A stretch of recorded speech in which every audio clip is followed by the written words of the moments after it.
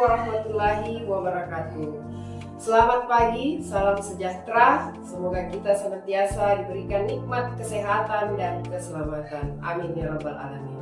Perkenalkan, nama Dita Eliana Arta SPD MPD, NIDN 0921108501. Program studi D3 Analis Kesehatan, Fakultas Kesehatan Masyarakat, Universitas Indonesia Timur, Makassar, Sulawesi Selatan. Pada kesempatan kali ini, saya akan membawakan mata kuliah Biokimia dengan kode 2TLM213 bobot SKS 2 yang diajarkan pada semester genap. Selama proses pembelajaran, saya menggunakan strategi DIA, Delivery, Interaction, dan Assessment. Delivery, yaitu penyampaian materi pembelajaran, saya menggunakan keterkaitan antara pengetahuan yang telah dimiliki oleh mahasiswa sebelumnya dengan materi yang akan dipelajari selanjutnya. Kemudian untuk interaction, yaitu interaksi, saya menggunakan metode diskusi. Karena metode diskusi kita bisa sama-sama mencari solusi dari permasalahan terhadap informasi yang masih perlu digali. Dan assessment. Assessment saya menggunakan berdasarkan penilaian kehadiran 10%, tugas 10%, UTS 20%, UAS 20%, dan praktikum 40%. Selanjutnya, saya akan menyampaikan deskripsi singkat dari mata kuliah Biokimia. Untuk pertemuan ke-1 sampai 3, CPMK, mahasiswa mampu melakukan pemeriksaan laboratorium pada karbohidrat. Bahan kajian: 1. Definisi karbohidrat, 2. Struktur dari jenis-jenis karbohidrat, 3. Sifat kimia karbohidrat, 4. Fungsi karbohidrat, 5. Metabolisme karbohidrat, 6. Identifikasi karbohidrat. Bentuk dan metode pembelajaran: 1. Bentuk pembelajaran kuliah tatap muka dan praktikum, 2. Metode pembelajaran diskusi kelas dan eksperimen. Estimasi waktu: teori TM 2 kali 50 menit, PT 2 kali 60 menit, BM 2 kali 60 menit, praktikum TM 2 kali 170 menit. Kriteria dan bentuk penilaian.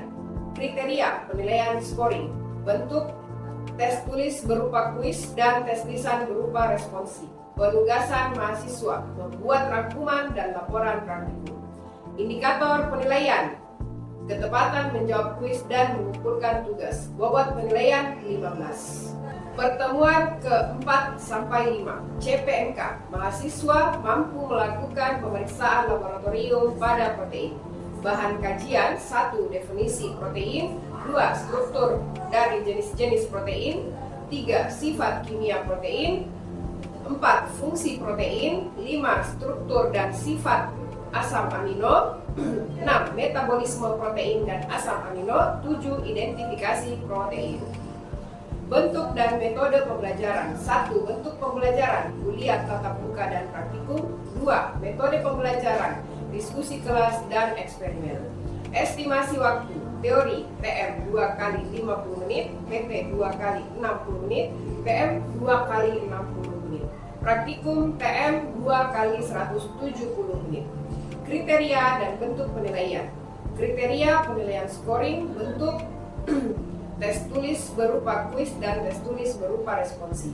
Penugasan mahasiswa: membuat rangkuman dan laporan praktikum. Indikator penilaian: ketepatan menjawab kuis dan mengumpulkan tugas. Bobot penilaian 15. Untuk pertemuan ke-6 sampai 7, CPMK, mahasiswa mampu melakukan pemeriksaan laboratorium pada lipid. Bahan kajian: 1. Definisi lemak, 2. Struktur dari jenis-jenis lemak, 3. Sifat fisika dan kimia lemak, 4. Fungsi lemak, 5. Metabolisme lemak, 6. Identifikasi lemak. Bentuk dan metode pembelajaran: 1. Bentuk pembelajaran kuliah tatap muka dan praktikum, 2. Metode pembelajaran diskusi kelas dan eksperimen. Estimasi waktu: teori TM 2 kali 50 menit, PT 2 kali 60 menit, PM 2 kali 60 menit. Praktikum TM 2 kali 170 menit. Kriteria dan bentuk penilaian. Kriteria penilaian scoring, bentuk tes tulis berupa kuis dan tes tulis berupa responsif. Penugasan mahasiswa membuat rangkuman dan laporan praktikum. Indikator penilaian, ketepatan menjawab kuis dan mengumpulkan tugas. Bobot penilaian 15. Pertemuan ke-8 UTS, ujian tengah semester. Pertemuan ke-9 sampai 10 CPMK, mahasiswa mampu melakukan pemeriksaan laboratorium pada enzim. Bahan kajian: 1. Definisi enzim, 2. Tata nama dan kekhasan enzim, 3. Fungsi dan cara kerja enzim, 4. Penggolongan enzim, 5. Faktor-faktor yang mempengaruhi kerja enzim, 6. Identifikasi faktor yang mempengaruhi kerja enzim. Bentuk dan metode pembelajaran. 1. Bentuk pembelajaran, kuliah tatap muka dan praktikum. 2. Metode pembelajaran, diskusi kelas dan eksperimen. Estimasi waktu. Teori TM 2 kali 50 menit, PT 2 kali 60 menit, PM 2 kali 60 menit. Praktikum TM 2 kali 170 menit. Kriteria dan bentuk penilaian. Kriteria penilaian scoring, bentuk tes tulis berupa kuis dan tes lisan berupa responsif.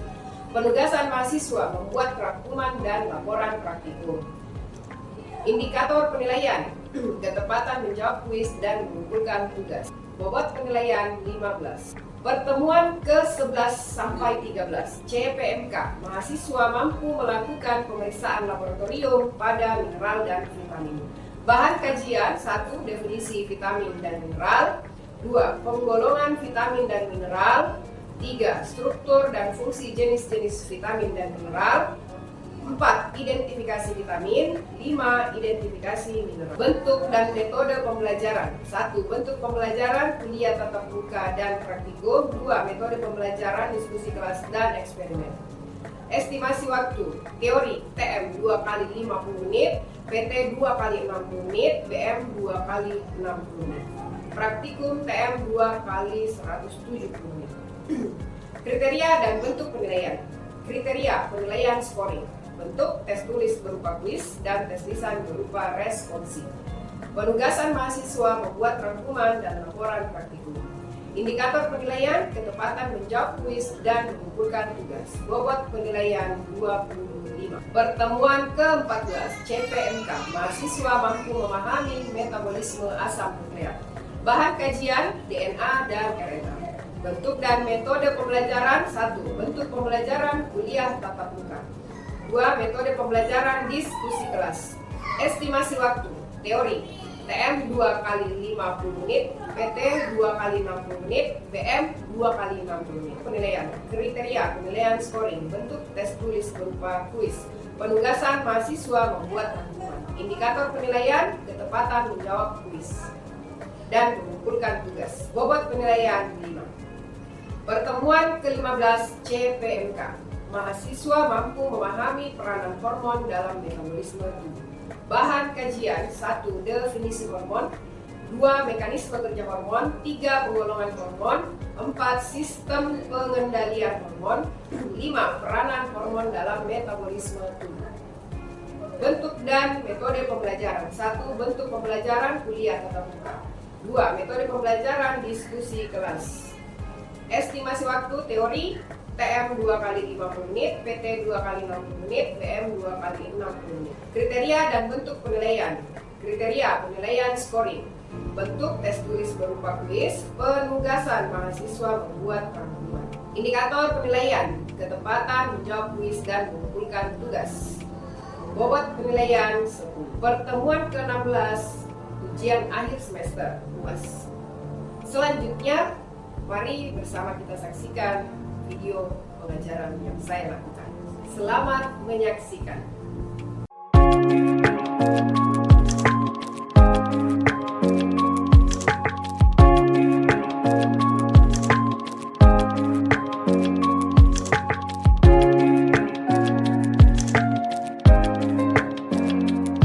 Assalamualaikum warahmatullahi wabarakatuh. Waalaikumsalam warahmatullahi wabarakatuh. Selamat pagi dan salam sejahtera untuk kita semua ya. Semoga hari melakukan kegiatan perkuliahan dengan kondisi sehat dan bahagia.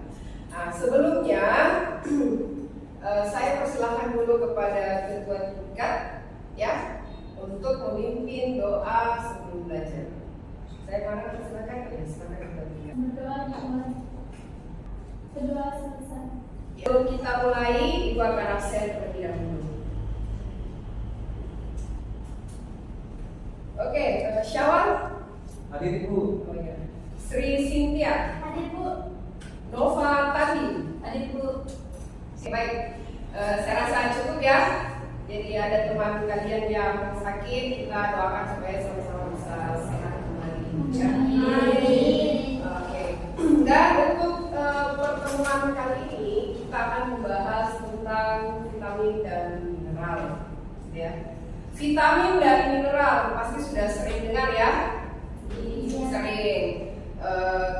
Justru juga mungkin mahasiswa semua ini bahkan boleh dibilang mengkonsumsi, gitu ya. Kita konsumsi itu vitamin, kita konsumsi mineral. Nah sekarang perhatikan dulu untuk tujuan atau sasaran pembelajaran kita pada pagi hari ini. Yang pertama menjelaskan definisi dari vitamin dan mineral. Kemudian menjelaskan penggolongan vitamin dan mineral. Terus menjelaskan tentang struktur dan fungsi jenis-jenis vitamin dan mineral. Vitamin dan mineral itu mempunyai fungsi yang utama yang sangat penting dalam reaksi metabolisme. Kalau kemarin kita sudah membahas tentang enzim, ya, terus kita juga pahami bahwa enzim itu ada yang memiliki namanya enzim kofaktor, ya. Jumlahnya sedikit tetapi membantu mempercepat reaksi, mempercepat metabolisme. Nah itu distilahkan dengan kofaktor. Jadi kalau bertanya kofaktor itu apa? Kofaktor itu adalah vitamin dan mineral yang ada di dalam tubuh, gitu ya. Nah kofaktor ini apa? Dia ternyata substansi non-protein yang berperan dalam reaksi enzimatis metal. Kenapa dikatakan metal? Ada yang paham metal? Berarti logam, betul. Ya. Selanjutnya adalah vitamin. Jadi ketika membahas vitamin berarti kita membahas bahwa ternyata dia itu merupakan zat gizi. Ya. Zat gizi yang terdapat dalam makanan yang jumlahnya dibutuhkan kecil tetapi peranannya vital. Dipahami maksudnya itu vital? Vital berarti penting.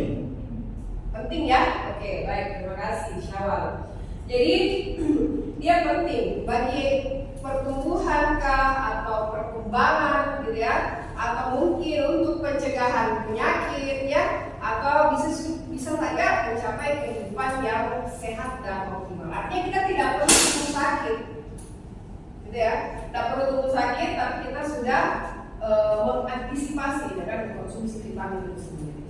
Nah, kalau diperhatikan pada gambar dilihat, kalau di gambar ini ada K, A, B1, B2, B3, B5, B6, B9, B12, C, D, E.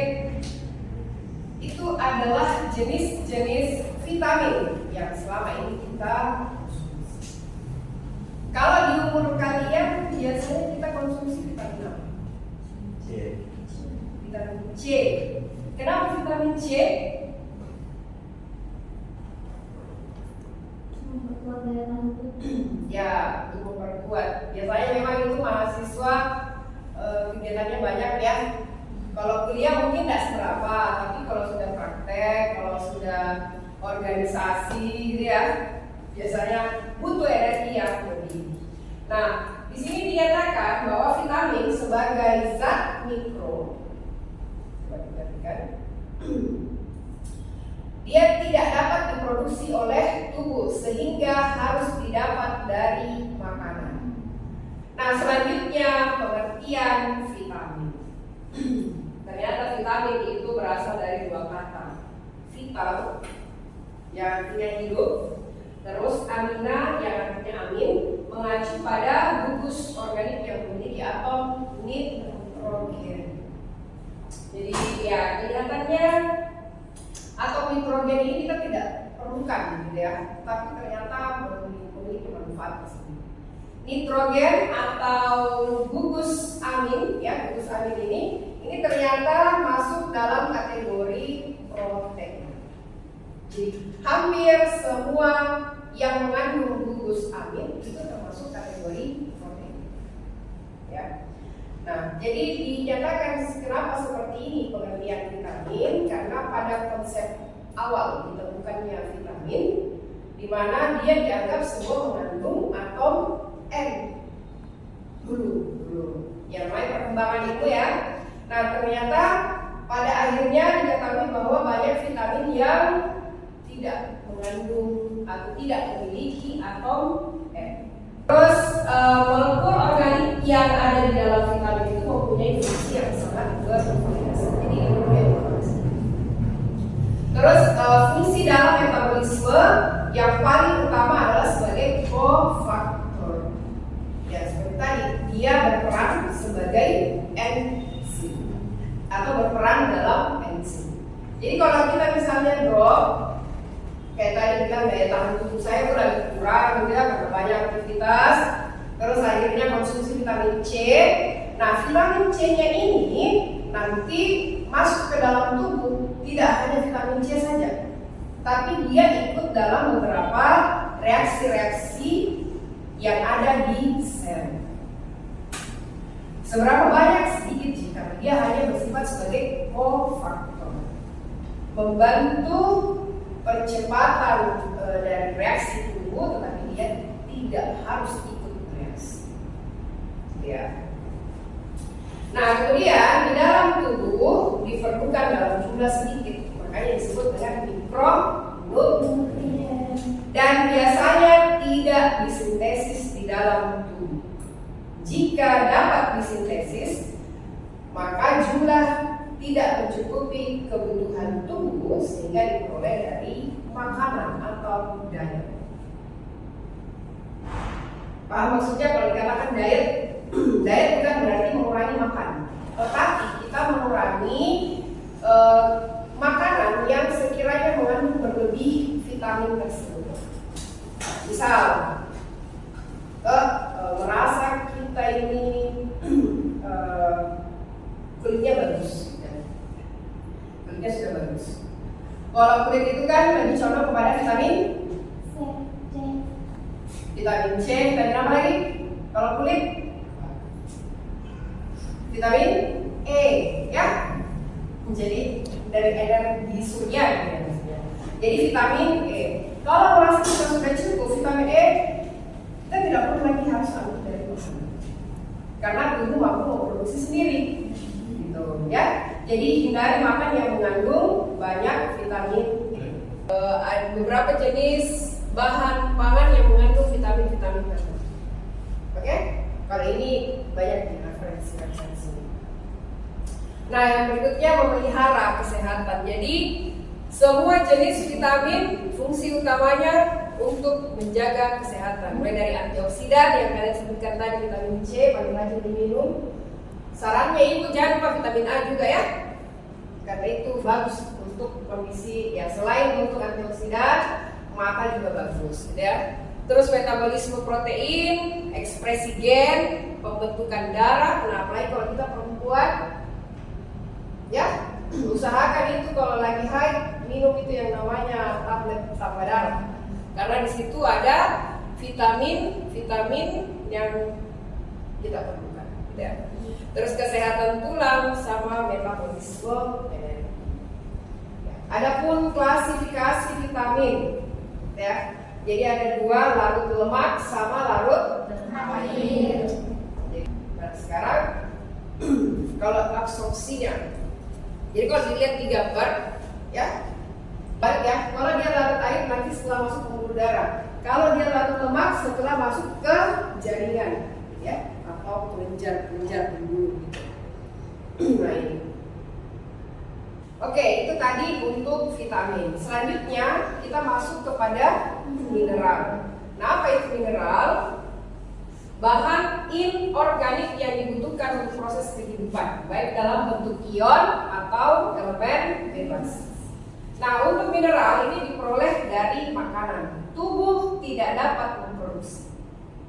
Jadi kalau vitamin tadi agak berbeda ya, dia masih bisa diproduksi oleh tubuh, walaupun tidak semua.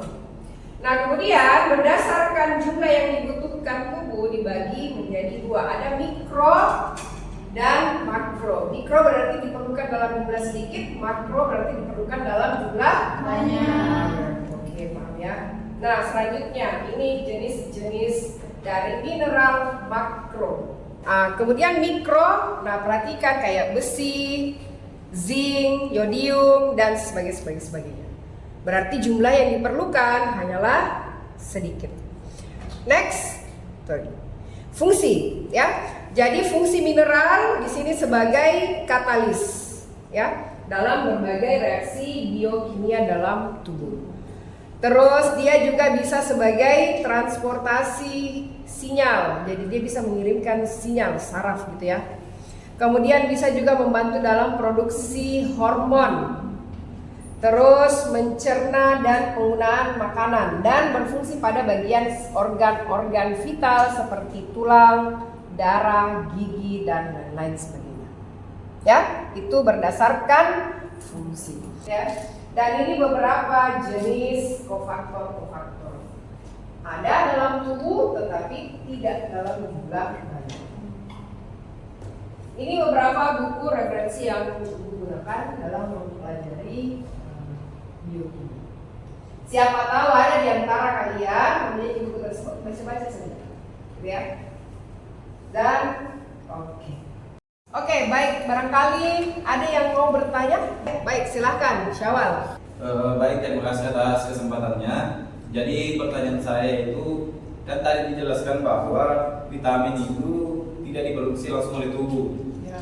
Dan di beberapa slide selanjutnya itu ada dijelaskan bahwa vitamin juga dapat diproduksi langsung oleh tubuh, sehingga kita membatasi vitamin yang masuk ke dalam tubuh. Nah, pertanyaan saya itu vitamin apa yang dapat diproduksi langsung oleh tubuh dan vitamin apa yang tidak dapat diproduksi oleh tubuh, dan jelaskan fungsi dari masing-masing vitamin tersebut. Oke, baik, itu ya. Iya.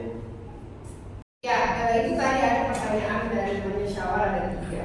Nah, sebelum ibu menjawab, siapa tahu ada dari antara kalian yang mungkin bisa membantu temannya. Ya, silakan Bang Fira.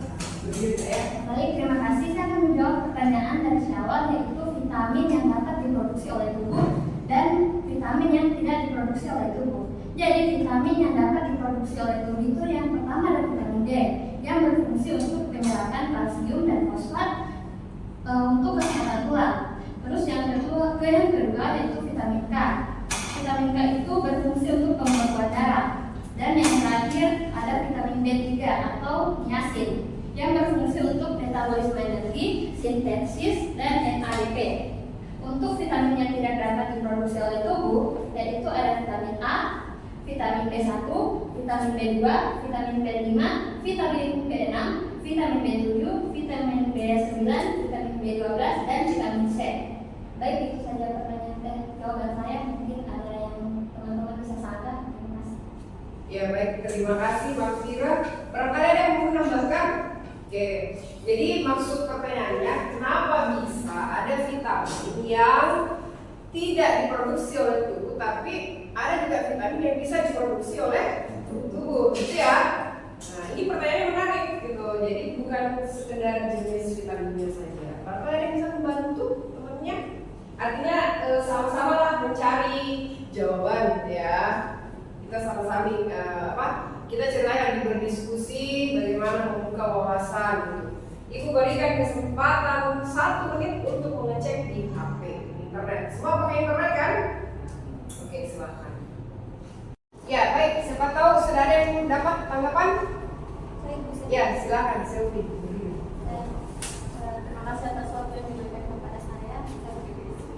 Jadi saya di sini mau menjawab pertanyaan dari sanggahan saudara Salwa. awal, yaitu mengapa tubuh itu bisa menghasilkan vitamin sendiri dan ada juga tidak bisa dihasilkan di dalam tubuh. Pertama, alasan mengapa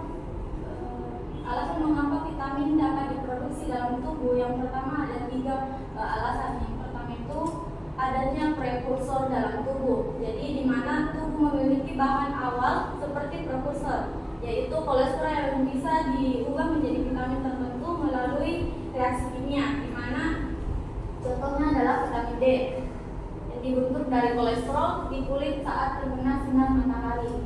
Nah, yang kedua itu dibantu oleh mikrobiota usus. Contohnya itu vitamin K, di mana bakteri usus itu menghasilkan vitamin tertentu yang dapat diserap oleh tubuh. Terus yang faktor ketiga itu ada tersedia enzim yang mendukung sintesis tersebut sehingga vitamin dapat terbentuk oleh tubuh. Terus mengapa vitamin juga tidak dapat diproduksi? Beberapa vitamin tidak dapat diproduksi dalam tubuh. Yang pertama itu karena di dalam tubuh itu tidak memiliki cukup enzim yang dapat menghasilkan vitamin tersebut.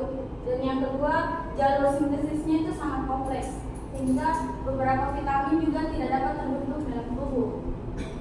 Dan yang ketiga itu tubuh tergantung pada makanan sejak evaluasi awalnya. Jadi hampir semua vitamin kecuali D, K, dan B. Baik, itu saja. Ya, baik, terima kasih. Berikan dulu aplaus. Ya, jadi apa yang disampaikan tadi sedikit banyaknya sudah bisa menjelaskan. Ya, nah kita kembali ke awal bahwa vitamin dan mineral itu bagian daripada kofaktor. Artinya substansi non protein yang bersifat enzimatis. Dan artian kenapa bisa seperti itu, ada yang diproduksi oleh tubuh, ada yang tidak bisa diproduksi oleh tubuh, ya itu sudah dijelaskan secara teorinya dan memang kenyataannya seperti itu. Ya baik, jadi itu tadi ya bahasan yang kita pelajari pada pagi hari ini, vitamin dan mineral. Semoga apa yang kurang itu akan kalian cari ya, sesuai dengan referensi yang ibu gunakan. Bu, kalau saya punya referensi lain bisa silahkan. Jadi untuk pekan depan kita akan mengadakan praktikum mengenai identifikasi vitamin. Jadi silahkan dicek kembali ya sama pihak laboratorium tentang bahan alat yang akan kalian gunakan, terutama jenis vitamin yang akan kalian jadikan sebagai bahan uji. Ya baik, terima kasih. Semoga apa yang sedikit ini bisa menjadi bermakna dalam hidup kita ke depannya, terkhusus bagi kalian yang TNM. Ya. Syukran. Assalamualaikum warahmatullahi wabarakatuh.